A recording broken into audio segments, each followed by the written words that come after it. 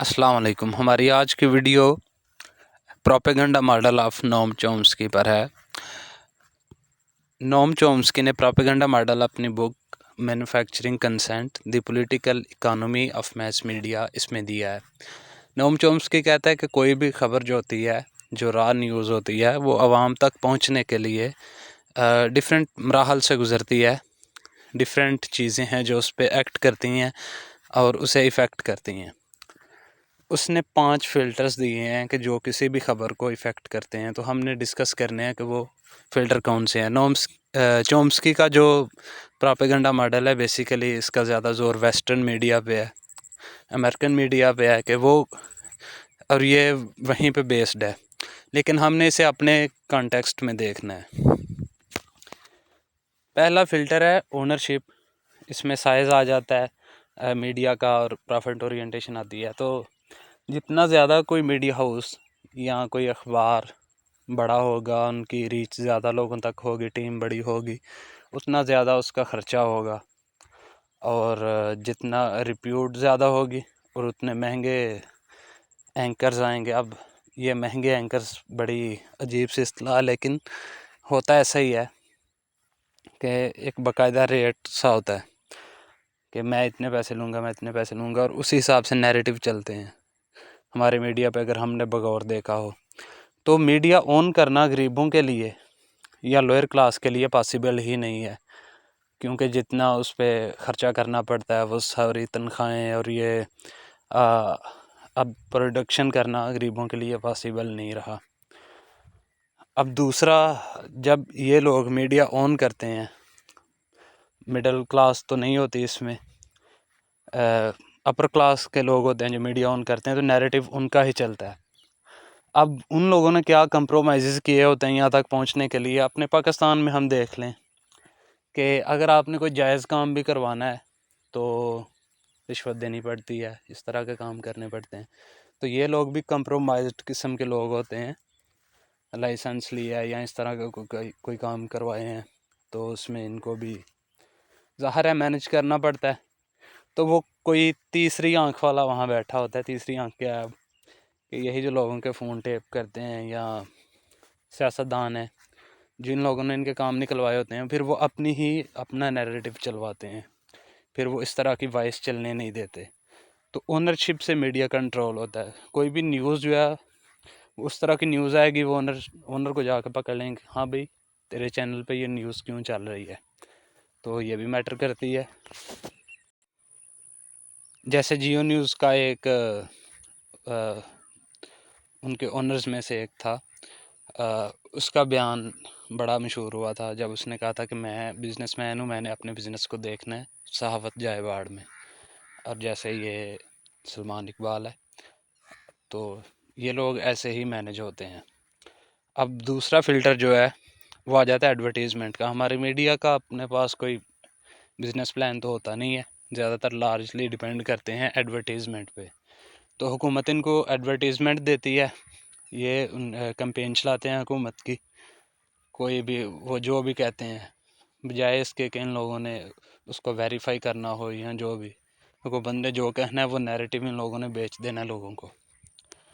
तो वहाँ से इनकी कमाई आती है। अब ये जो एडवर्टीज़मेंट है, इसके ज़रिए मीडिया जो है ना वो ब्लैकमेल होता है कि किसी मीडिया हाउस की अगर एडवर्टीज़मेंट गवर्नमेंट बंद कर देगी, उनको ऐड देना बंद कर देगी, तो वो सुकड़ना शुरू हो जाएगा और एंड रिज़ल्ट उसका ये होगा कि वो सस्टेन नहीं कर पाएगा।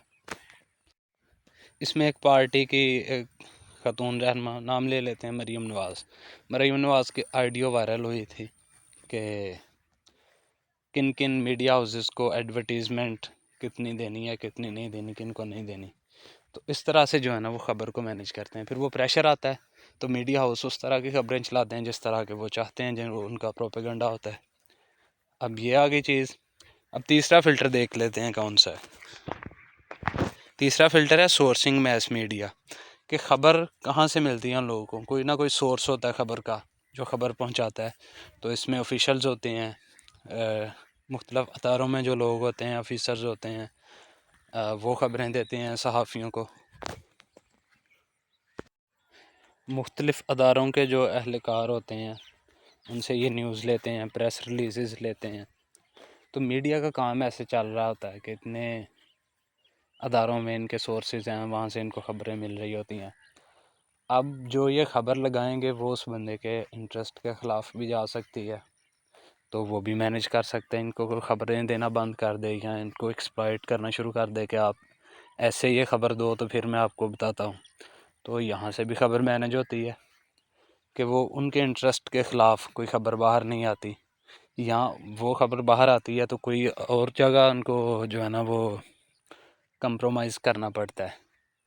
तो ये चीज़ है। अब इसमें एक और तबका भी है जो एक्सपर्ट्स का है, सो कॉल्ड एक्सपर्ट्स हैं जो, उसमें दफ़ाई एक्सपर्ट हम देखते हैं, दफ़ाई तजी अनगार, अमजद शुएब है और अजाज़ अवान है और इस तरह के लोग मीडिया पे बैठे होते हैं, ज़ैद अहमद है।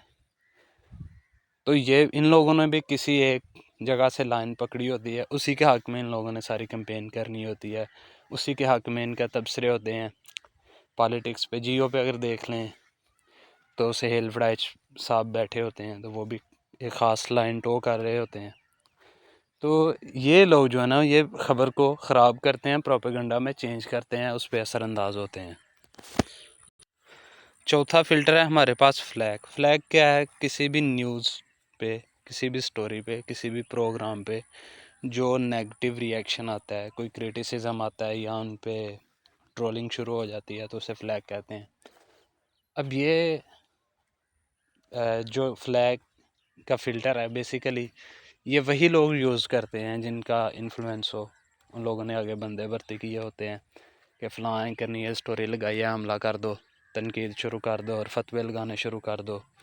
इसमें मौलवी भी शामिल होते हैं, इसमें हमारे पढ़े लिखे तबका भी शामिल होता है, और इसमें ये जो राइट विंग वाले पॉलिटिशियन होते हैं ये भी शामिल होते हैं। अगर किसी कंट्री में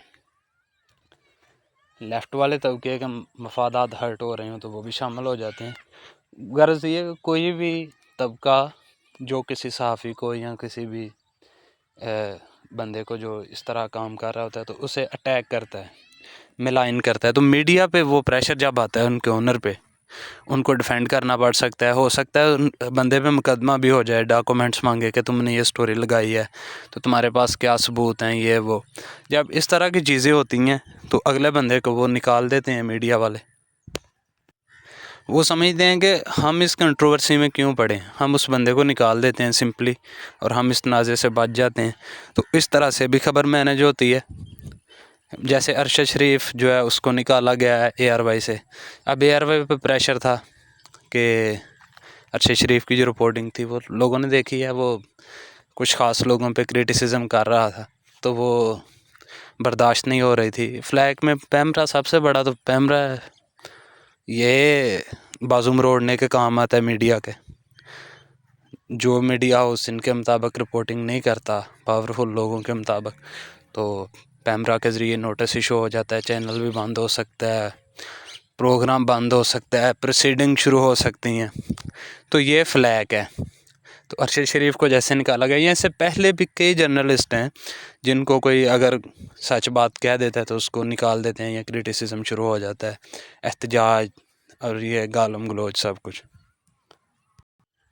पांचवा फ़िल्टर है anti communism as a control mechanism. ये प्योरली वेस्टर्न मीडिया के रिलेटेड है और अमेरिकन मीडिया के रिलेटेड है कि वहाँ पे कम्युनिज़म पे जो है ना वो तनकीद करना काफ़ी आसान भी समझा जाता है और इसको वेलकम भी किया जाता है, क्योंकि कम्युनिस्ट सेंटिमेंट जो है वहाँ पे वैसे समझा जाता है कि वो डेमोक्रेसी को या कैपिटलिस्ट सिस्टम को हर्ट करते हैं। तो मीडिया के लिए आसान होता है कि वो ऐसी ख़बरें नशर करे जो उनके ख़िलाफ़ हों और उन लोगों की क्रेडिबिलिटी को भी कोई क्वेश्चन नहीं करता कि तुमने ये ख़बर दी है, इसके पीछे फैक्ट क्या हैं। या जो बंदा ख़बर दे रहा है या जो बंदा एक्सपर्ट बन के तबसरा कर रहा है, जैसे कुछ डिफेक्टर थे, कम्युनिस्ट थे, पहले वो कम्युनिस्ट थे, स्टालिनिस्ट थे, जब वो चले गए यूरोप में, जब वो अमेरिका में चले गए तो फिर उनको जो है ना वो बड़े हीरो के तौर पे पेश किया जाता है मीडिया पे और वो बताते हैं कि हम पहले गलत थे, अब हम जो है ना वो ईमान ले आए हैं अच्छी चीज़ पे, हम इनलाइटन हो गए हैं। जैसे हमारे यहाँ लोगों के ज़मीर जाग जाते हैं ना, उनके भी ज़मीर जागते हैं। तो ये 5वां फ़िल्टर है। अब इसको आपने रिलेट करना है अपने मुल्क में, तो आप ऐसे कर लें कि अगर कोई बंदा कोई दानिश्वर बात करता है पावरफुल लोगों के ख़िलाफ़, तो उस पर तौहीन मज़हब का फतवा लगाना आसान होता है, उस पर गद्दार का फतवा लगाना आसान होता है, और इसको वाइडली एक्सेप्ट भी किया जाता है कि वो बंदा, वो जिसने कभी कोशिश नहीं करनी कोई डॉक्यूमेंट पढ़ने की, जो आया है, कोई पोस्ट आई है, कोई लॉ है, कोई बुक है, उसने पढ़ना नहीं, अगले बंदे की पोस्ट को पकड़ना है, वायरल कर देना है और फतवा लगा देना है। तो ये हमारे पास था कि मीडिया काम कैसे करता है और क्या क्या चीज़ें होती हैं जो ख़बर को बिगाड़ती हैं, उसे प्रोपेगेंडा बनाती हैं। होप्स हो के आपको समझ आया होगा। Thank you.